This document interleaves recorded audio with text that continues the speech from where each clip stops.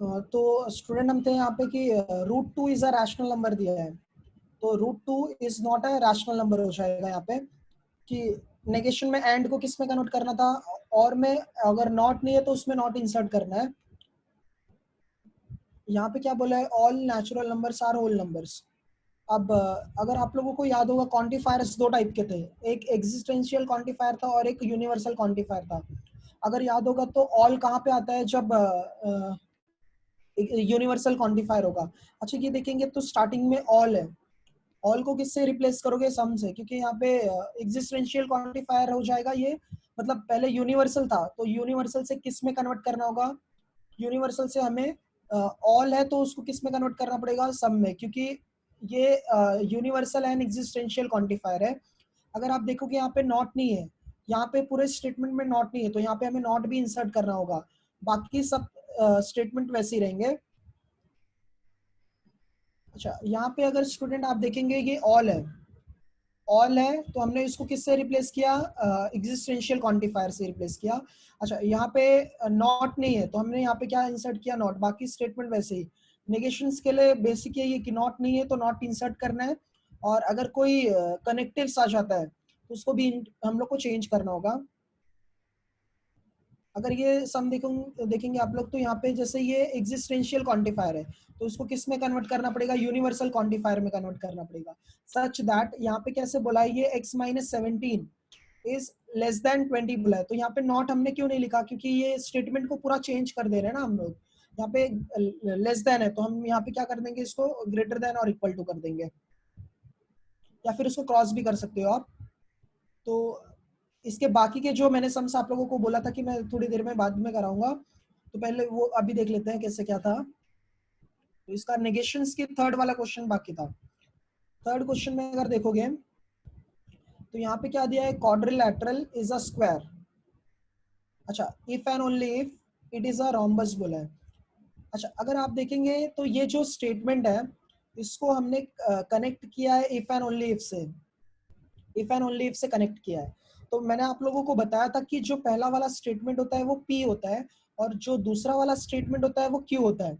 और आज का टॉपिक जो मैंने आप लोगों को बताया था नेगेशन ऑफ कंपाउंड स्टेटमेंट, अगर इफ एंड ओनली इफ आता है इसका मतलब ये कौन होगा, नेगेशन ऑफ बाय कंडीशनल हो जाता है, जो कि मैं एक बार आपको वापस समझा मतलब बता दे रहा हूँ। यहाँ पे कैसा था ये स्टूडेंट, ये स्टेटमेंट को ध्यान से देखो। अगर जब कोई पैटर्न ऐसे फॉर्मेट में हमें दिया रहेगा, ऐसे फॉर्मेट में हमें दिया रहेगा, तो उसको हम लोग को ये फॉर्मेट में लिखना होगा, मतलब पी का स्टेटमेंट और जहाँ जो यहाँ पे कनेक्टिव्स होगा वो। तो कैसे था, पी था, फिर एंड था, फिर नेगेशन क्यू था। एक बार फर्स्ट ब्रैकेट में नेगेशन क्यू है, फिर दूसरे वाले ब्रैकेट में नेगेशन पी है।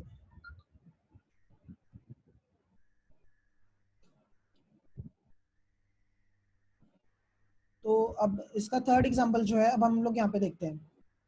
तो ये जो student first if and only if के है, तो ये कौन है, पी है, और इफ एंड ओनली इफ के बाद जो है वो क्यू है।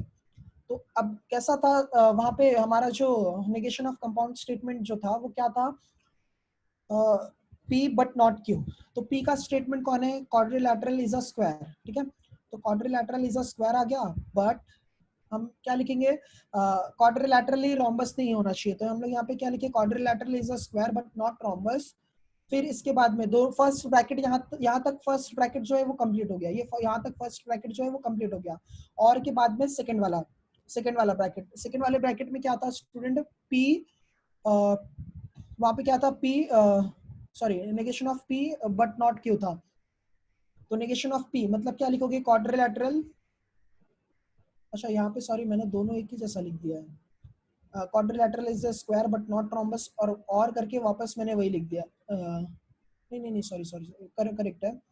यहाँ पे क्या लिखा है, क्वाड्रिलैटरल रोम्बस तो है बट क्या नहीं है, वो स्क्वायर नहीं है। मतलब फर्स्ट पार्ट में स्क्वायर था, रोम्बस नहीं था, और दूसरे पार्ट में रोम्बस है बट स्क्वायर नहीं है। कुछ डाउट्स वगैरह होगा तो स्टूडेंट चैट में लिख देना। अच्छा यहाँ पे नेक्स्ट में क्या बोला है कि if it is raining then we will go and play football. यहाँ पे क्या है, इफ है, स्टेटमेंट को इफ से ज्वाइन किया है और देन से ज्वाइन किया है, इफ और देन से ज्वाइन किया है, तो ये इम्प्लीकेशन बन जाता है। तो मैंने बताया था, अगर इम्प्लीकेशन में कैसा था कि इफ पी देन क्यू था, बट उसका उल्टा क्या हो जाएगा कि if P then not Q होगा। तो if P then not Q ना, तो उसके लिए क्या था, पी बट नॉट क्यू था। तो पी का स्टेटमेंट क्या है स्टूडेंट, इट इज रेनिंग। तो हमने यहाँ पे लिखा पहले पी का स्टेटमेंट इट इज रेनिंग। अब इसके बाद में पी बट नॉट, बट मतलब क्या आ जाएगा, एंड आ जाएगा, एंड बाद वाला स्टेटमेंट यहाँ पे पी बट नॉट क्यू, तो वी विल नॉट गो और नॉट प्ले फुटबॉल, दोनों में नॉट आ जाएगा। जाएंगे भी नहीं और फुटबॉल भी नहीं खेलेंगे। तो यहाँ पे वी विल नॉट गो और नॉट प्ले फुटबॉल आ जाएगा। यहाँ पे जैसे कि देखो कि अगर आप लोग एंड है तो एंड को किस में कन्वर्ट कर दिया है, और में कन्वर्ट कर दिया है। अगर नेगेशंस वाले पैटर्न याद रहेंगे तभी ये स्टूडेंट इजी होगा सम सॉल्व करने के लिए। तो नेगेशंस के भी ऑलमोस्ट सम्स कवर कर लिया हमने। देन स्टूडेंट ये सबसे इम्पोर्टेंट टॉपिक है अभी, मतलब सम्स वगैरह, ये क्वेश्चन नंबर 4 है, ये मोस्ट इम्पोर्टेंट है। यहाँ पे क्या बोला है कि right converse inverse and Contra positive of the following statements. Converse inverse Contra positive लिखना है। तो अगर आप लोगों को याद होगा जब इम्प्लीकेशन होगा तभी हम लोग ये तीनों इम्प्लीकेशन कैलकुलेट कर सकते हैं, और बाकी स्टेटमेंट्स के लिए ये कन्वर्स इनवर्स कॉन्ट्रा पॉजिटिव नहीं आता है। तो हमें फाइंड क्या करना है, कन्वर्स कैलकुलेट करना है, इनवर्स कैलकुलेट करना है, और क्या फाइंड करना है, कॉन्ट्रा पॉजिटिव। तीनों 1-1 मार्क्स के लिए आएंगे। अच्छा, तो ये देखो कि इम्प्लीकेशंस है यहाँ पे पहले से, एक इफ है और एक देन है। तो पहले हमने डिफाइन किया सॉल्यूशन में, इसमें पी का स्टेटमेंट क्या हो जाएगा, इफ के बाद वाला, और देन के बाद वाला जो है वो क्यू का स्टेटमेंट हो जाएगा। तो पी का स्टेटमेंट हमने डिफाइन किया, फिर क्यू का स्टेटमेंट डिफाइन किया। देन नेक्स्ट लाइन में अगर आप आ जाओगे तो यहाँ पे जो कन्वर्स होता है वो क्या होता है, रिवर्स ऑर्डर होता है। किसका, पी इम्प्लीकेशन क्यू का। तो इसका कन्वर्स के लिए क्या हो जाएगा, क्यू इम्प्लीकेशन पी हो जाएगा, ये इसका रिवर्स ऑर्डर हो जाएगा। तो हम पहले क्यू को लिखेंगे बाद में पी को लिखेंगे। तो इफ क्यू देन पी आ जाएगा। तो क्यू का स्टेटमेंट ये वाला था, तो मैंने क्या लिखा, इफ क्यू देन पी आ जाएगा। तो ये 1 मार्क्स के लिए हो गया स्टूडेंट। देन इसके बाद में इनवर्स के लिए, इनवर्स में क्या करना था, हमें नॉट इंसर्ट करना था। तो नॉट इंसर्ट करोगे अगर, एक मिनट, हाँ, अब यहाँ पे अगर ध्यान से देखोगे स्टूडेंट, इनवर्स के लिए यहाँ पे नेगेशन पी है और नेगेशन क्यू है। इसका मतलब दोनों में हमें नॉट इंसर्ट करना होता है। तो इफ यहाँ पे नॉट इंसर्ट करना मतलब इसका, ये जो ये कौन ऐसे कर रहा है,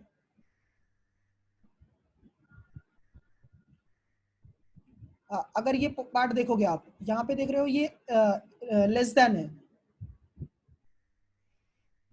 यहाँ पे ये क्या है, लेस देन है। तो लेस देन का जो नेगेशन होगा, या तो उस पर आप क्रॉस कर सकते हैं या तो उसका साइन चेंज कर सकते हैं।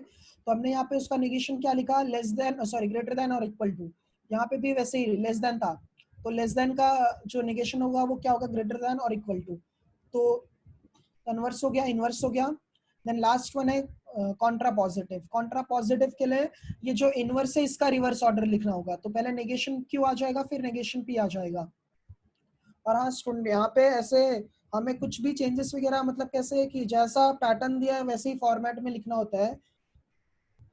अब ये जैसे negation Q implication negation P है, तो हमने यहाँ पे क्या लिखा स्टूडेंट, इफ ये क्यू का स्टेटमेंट जो है, क्यू का नेगेशन ऑफ क्यू का स्टेटमेंट ये है पूरा, ये नेगेशन क्यू का स्टेटमेंट हो गया।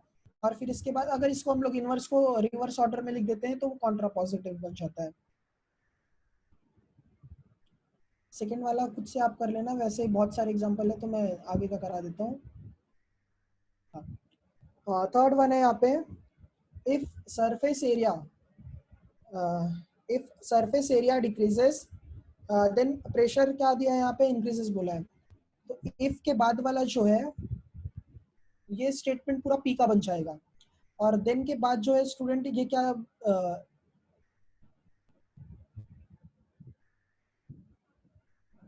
देन के बाद जो है वो स्टूडेंट ये पूरा क्यू का स्टेटमेंट बन गया। तो पहले मैंने यहाँ पे पी को डिफाइन किया, सरफेस एरिया डिक्रीजेस, और इसके बाद में क्यू के लिए प्रेशर इंक्रीजेस यहाँ पे हमने लिखा। कन्वर्स में इसको रिवर्स ऑर्डर में लिखना है। तो मतलब पहले क्यू आ जाएगा फिर बाद में पी आ जाएगा, और इफ और देन से इसको ज्वाइन कर देना है। तो एक बार स्टेटमेंट रीड करते हैं कन्वर्स के लिए, क्यू इम्प्लीकेशन पी के लिए। तो if the pressure increases then the surface area क्या हो जाएगा, डिक्रीजेस हो जाएगा। ये बहुत इजी होता है स्टूडेंट, सिर्फ ये कन्वर्स इनवर्स कॉन्ट्रा पॉजिटिव का जो ये पार्ट है ये सब अच्छे से याद रखना आप लोग, ये तीनों सबके लिए वैसे ही।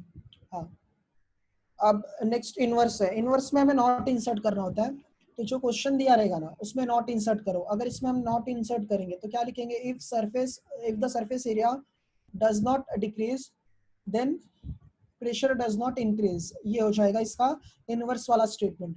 इफ द सरफेस एरिया, यहाँ पे नॉट इंसर्ट करना था, तो if the surface area does not increase then pressure does not increase हो जाएगा। देन लास्ट वन है कॉन्ट्रा पॉजिटिव। कॉन्ट्रा पॉजिटिव के लिए क्या बताया था मैंने आप लोगों को कि ये जो इनवर्स है इसका रिवर्स ऑर्डर लिखना है, तो पहले नेगेशन क्यू आ जाएगा फिर नेगेशन पी आ जाएगा। तो यहाँ पे क्या हो जाएगा, if the pressure does not increase then the surface area does not decrease. बाकी का सम ये भी वैसे ही है, यहाँ पे वोल्टेज इंक्रीज है और करंट डिक्रीज है, तो सेम वैसे पी एंड क्यू के लिए ये भी हो जाएगा, वोल्टेज इंक्रीजेस और फिर इसके बाद में क्यू के लिए करंट डिक्रीजेस हो जाएगा।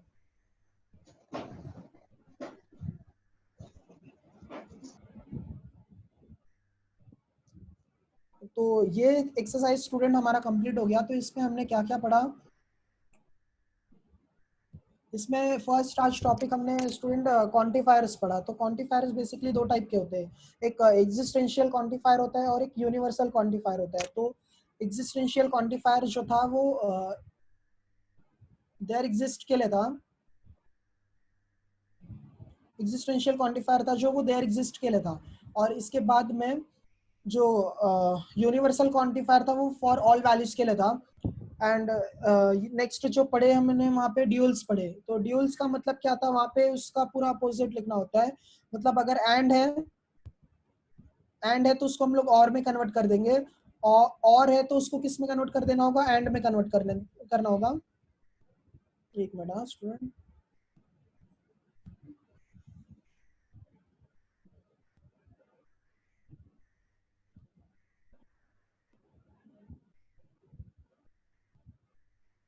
हाँ वो बताया था प्राची महालक्ष्मी ने, तो वो करेक्ट हो गया शायद से। हाँ, तो अब इसके बाद में ड्यूल्स में कैसे टी को किससे रिप्लेस करना था स्टूडेंट, टी को हमें सी से रिप्लेस करना था और सी को किससे रिप्लेस करना था, टी से रिप्लेस करना था। फिर हमने उसके बाद में पढ़ा negation of compound statement. Negation of compound statement में क्या था कि अगर नेगेशन दिया है कंजंक्शन का तो वो डिसजंक्शन में कन्वर्ट हो जाएगा और दोनों में नेगेशन अप्लाई हो जाएगा। और वैसे ही डिसजंक्शन होगा अगर, तो वो नेगेशन ऑफ कंजंक्शन बन जाता है। और negation of negation student statement खुद ही बन जाता है। और इम्प्लीकेशन में क्या था, पी बट नॉट क्यू था। और डबल इम्प्लीकेशन में एक बार पी बट नॉट क्यू और क्यू बट नॉट पी हो जाता है। और कन्वर्स इनवर्स कॉन्ट्रा पॉजिटिव जो कि सबसे इंपॉर्टेंट है ये चैप्टर में, उसमें कैसा था स्टूडेंट, पी इम्प्लीकेशन क्यू के फॉर्मेट में दिया रहता था। इम्प्लीकेशंस के थ्री और डिफरेंट टाइप है, कन्वर्स इनवर्स और कॉन्ट्रा पॉजिटिव। तो कन्वर्स के लिए हम लोग ने क्या किया था कि कन्वर्स के लिए हमने उसका जो स्टेटमेंट था उसको रिवर्स ऑर्डर में लिखा है, क्यू से पी तक लिखा है। फिर इनवर्स में क्या किया, दोनों में नेगेशन यूज किया है। फिर देन लास्ट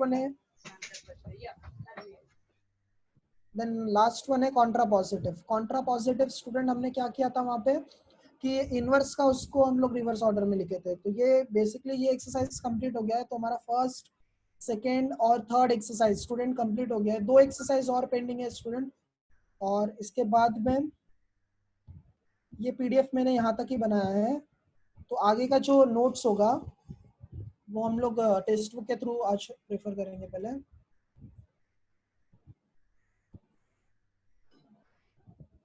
एक मिनट,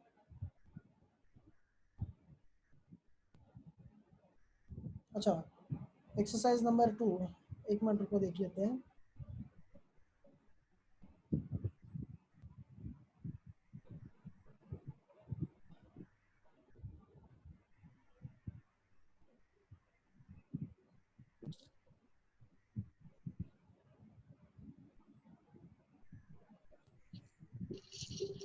क्या हुआ सर?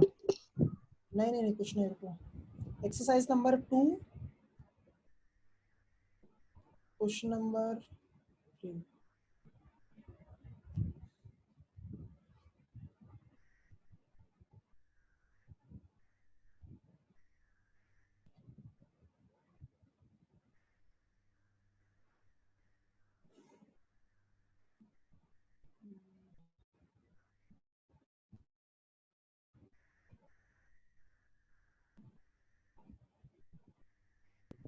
सर लीव करना है। नहीं नहीं नहीं सर, एक मिनट। अच्छा वरुण, एक्सरसाइज नंबर 2,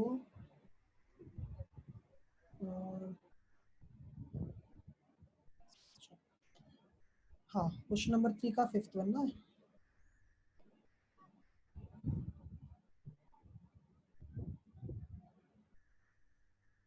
एक मिनट आप प्राची।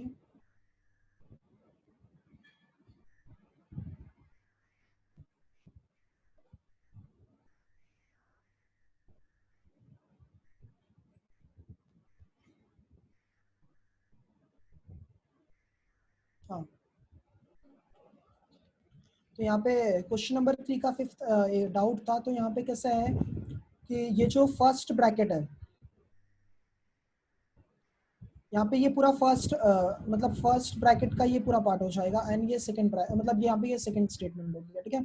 तो दोनों को कंबाइन किया है इम्प्लीकेशन से दोनों को कंबाइन किया है, ठीक है। तो हम यहाँ पे पहले फर्स्ट मैंने क्या बताया था ट्रुथ टेबल के लिए आप लोगों को, कि पहले ये चेक करो कि उसमें कितने स्टेटमेंट है। तो देखो कि अगर यहाँ पे तो सिर्फ 2 ही स्टेटमेंट है, एक पी है और एक क्यू है। तो मैंने पहले पी के लिए स्टेटमेंट यहाँ पे लिखा, सॉरी पी के लिए यहाँ पे पैटर्न कैसा था, T T F F. Q के लिए क्या हो जाएगा, एक बार ट्रू एक बार फॉल्स, एक बार ट्रू एक बार फॉल्स। अब देखोगे स्टूडेंट ने यहाँ पे अगर फर्स्ट फर्स्ट ये ब्रैकेट के अंदर, फर्स्ट ब्रैकेट के अंदर पहले ये जो पार्ट है इसमें नेगेशन ऑफ क्यू दिया है। तो नेगेशन ऑफ क्यू पहले हम लोग निकाल लेते हैं। नेगेशन ऑफ क्यू किससे, सेकंड कॉलम से मिल जाएगा। तो नेगेशन ऑफ क्यू कैसे हो जाएगा, अगर ये टी है तो इसका क्या बन जाएगा, एफ बन जाएगा। एफ है तो टी बन जाएगा। वैसे ही मतलब नेगेशंस तो पता था हमें कि टी को एफ में कन्वर्ट करना होगा और एफ को टी में कन्वर्ट करना था। तो अब यहाँ पे कैसे ये जो फर्स्ट ब्रैकेट है पी इम्प्लीकेशन क्यू, तो पी इम्प्लीकेशन क्यू पहले कैलकुलेट कर लेते हैं। पी इम्प्लीकेशन क्यू हम लोग ये कैलकुलेट कैसे करेंगे। तो इम्प्लीकेशन का क्या रूल था कि अगर टी और एफ का सीक्वेंस फॉलो होगा तभी वो फॉल्स आ जाएगा। देख रहे हो, अगर ये सेकंड वाला जो पार्ट है, फोर्थ कॉलम में सेकंड जो पार्ट है, यहाँ पे ये एफ है, बाकी सब वैल्यूज क्या है, टी है। तो अब बाकी सब वैल्यूज टी आ गए और ये सिर्फ क्या आ जाएगा, फॉल्स आ जाएगा। और देन इसके बाद में ये जो फर्स्ट ब्रैकेट है स्टूडेंट इसको कंबाइन किया है किसके साथ में, नेगेशन क्यू के साथ में, और क्या ऐड करके यहाँ पे एंड यूज किया है। तो हम अगर यहाँ पे फोर्थ और थर्ड कॉलम देखोगे, फोर्थ एंड थर्ड कॉलम अगर आप देखोगे तो यहाँ पे ये दोनों को कंबाइन करना है एंड से कंबाइन किया है। और एंड का क्या मतलब था, दोनों के दोनों ट्रू होना चाहिए। तो देखोगे अगर आप, तो ये जो कॉलम है एकदम लास्ट वाला रो है, जो लास्ट वाला जो रो है ये सिर्फ ट्रू है, बाकी ये जो है ये बाकी सब क्यों फॉल्स है, क्योंकि यहाँ पे दोनों के दोनों वैल्यूज ट्रू नहीं है। अच्छा फिर लास्ट में ये पार्ट हम लोग ने लेफ्ट साइड का पार्ट सॉल्व कर लिया है। अब उसके बाद में राइट साइड का पार्ट सॉल्व करना है। तो राइट साइड का पार्ट सॉल्व करने के लिए हमें नेगेशन पी चाहिए। तो यहाँ पे स्टूडेंट मैंने डायरेक्ट सॉल्व कर दिया है। नेगेशन पी हम लोग ने डायरेक्ट यहाँ पे लिखा नहीं है मैंने इसको। तो पी का मतलब, नेगेशन पी का मतलब क्या है, 2 बार एफ है फिर 2 बार टी हो जाएगा। जैसे कि यहाँ पे अगर हम लोग पी के नेगेशन ऑफ पी लिख भी सकते हैं, बट मैंने वो डायरेक्ट किया है। तो नेगेशन ऑफ पी क्या हो जाएगा स्टूडेंट, यहाँ पे फॉल्स आ जाएगा, ये भी फॉल्स हो जाएगा, और ये टी टी हो जाएगा लास्ट के दोनों। तो अगर हम ये कॉलम और ये कॉलम अगर देखेंगे, मतलब फर्स्ट वाला कॉलम अगर हम देखेंगे, फर्स्ट एंड फिफ्थ कॉलम अगर आप देखोगे तो ये एफ है, ये एफ है और ये भी एफ बन जाएगा, क्योंकि यहाँ पे मैंने नेगेशन ऑफ पी कैलकुलेट नहीं किया है। तो ये एफ है और ये भी एफ है। तो ये क्या बन जाएगा, टी बन जाएगा, क्योंकि आप लोगों को पता है कि इम्प्लीकेशन में तभी फॉल्स होगा जब टी और एफ का सीक्वेंस होगा। तो यहाँ पे ये एफ है और ये भी एफ बन जाएगा, तो ये भी क्या आएगा, टी आ जाएगा। ये एफ है और फर्स्ट वाले का पूरा अपोजिट ही कंसीडर करना है, क्योंकि वो स्टेप मैंने स्किप किया है यहाँ पे। ये एफ है और ये भी क्या बन जाएगा, टी बन जाएगा। तो एफ और टी क्या बन जाता है, टी बन जाएगा, और लास्ट वाला भी टी है और यहाँ पे भी टी बन जाएगा, तो ये टी ही होगा। तो होप सो ये राशि आपको समझा होगा। सर हाँ हेलो सर, हाँ हाँ बोलो। थर्ड वाला पी का हाँ एफ है तो टी हो जाएगा। थर्ड वाला पी का, एक सर यहाँ पर ये रुको एफ रुको। है, हाँ ये एफ का टी हो जाएगा। एफ का टी हो जाएगा, बराबर। हाँ, और आपने बोला कि ये एफ और टी, टी कैसे हो जाएगा फिर से? कौन सा ये, आप ये वाला रो बोल रहे हो, ये पूरा मतलब एक मिनट, हाँ थर्ड रो बोल रहे हाँ हो? तो देखो हाँ मैंने क्या बताया था आपको, ये कैसे, ये एफ दिया है, हाँ ये जो हाँ। पार्ट है वो एफ है, और यहाँ हम्म पे नेगेशन ऑफ पी देखना है अपने को, पी नहीं देखना है, नेगेशन ऑफ पी हम्म। देखना है। तो नेगेशन ऑफ पी इसका मतलब ये क्या बन जाएगा, बन जाएगा। तो एफ और हाँ टी भी इम्प्लीकेशन में टी होता है ना, हाँ, इम्प्लीकेशन में कब फॉल्स होगा, जब टी और एफ का सीक्वेंस होगा। एफ, हाँ टी और एफ का होगा तब। हाँ ठीक है। हम्म। अच्छा सर ये पी और क्यू का सीक्वेंस ऊपर नीचे रहेगा तो चलेगा, मतलब कैसा सीक्वेंस, मीन्स जैसा ये पैटर्न दिया रहता है ना, हमें वैसे ही कैलकुलेट करना होता है, मतलब ऑर्डर चेंज नहीं करना होता है, जिस डायरेक्शन में दिया रहता है पहले वही कैलकुलेट करना है। अगर यहाँ पे पी टू क्यू दिया है तो पी टू क्यू वाला कॉलम ही देखना है, मतलब ऐसे रिवर्स ऑर्डर में नहीं देखना होगा, यहाँ पे हमें जैसा सीक्वेंस में दिया है वैसे ही देखना होगा। तो फर्स्ट सेकेंड और थर्ड एक्सरसाइज हमारी कंप्लीट हो चुकी है। तो अब नेक्स्ट एक्सरसाइज के लिए हम लोग टेक्स्ट बुक से रेफर करेंगे। एक मिनट स्टूडेंट।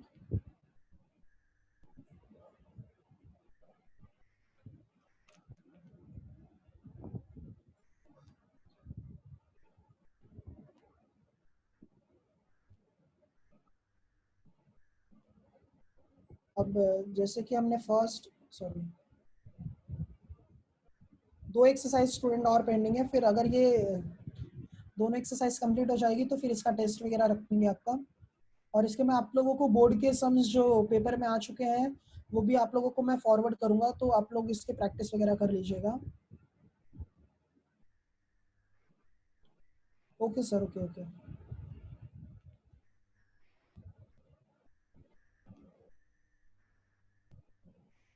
तो सर नेक्स्ट एक्सरसाइज के लिए फिर नेक्स्ट लेक्चर से ही स्टार्ट करें क्या? What do you suggest, sir?